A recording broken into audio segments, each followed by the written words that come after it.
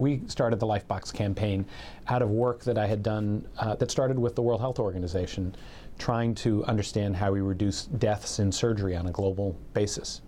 The volume of surgery being done in the world has now exceeded the volume of childbirths, but with death rates 10 to 100 times higher. Our first strategy was to devise a checklist for surgical care that when we tested it in hospitals around the world, we found reduced the death rates and complication rates by more than a third when people used this simple 2-minute checklist to improve teamwork and not missing key steps. But there was one thing on the checklist that actually cost money, and that was to have every patient have a pulse oximeter, an oxygen monitor on their finger throughout an operation. Now that's become totally normal since the early 1980s in the developed world.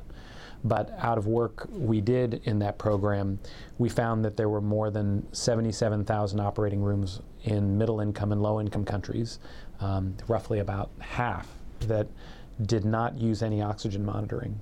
And it's been found to be the single most life-saving technology that surgical teams can use to save patients.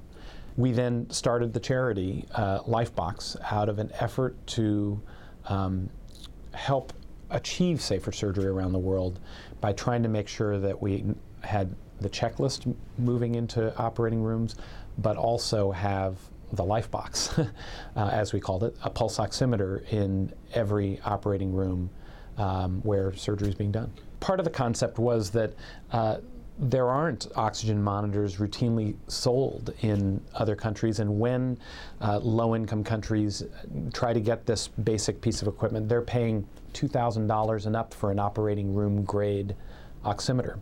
So we wanted one that could function for a long time on battery power, because power outages are not uncommon, that was incredibly durable, met all of the specifications that we consider essential for good quality monitoring, but then would be cheap.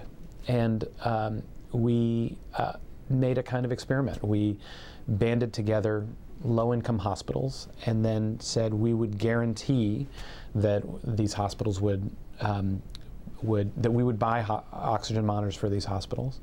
And we wanted to see if we could, almost as a market-based experiment, get manufacturers to be interested in supplying oximeters to low-income places.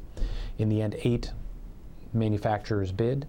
The winning bid was $250 US, about 160 pounds, $25 for a replacement probe.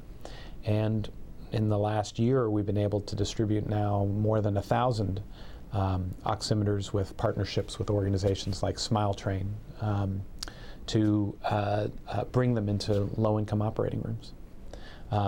We expect by the end of next year to reach about 5,000 operating rooms.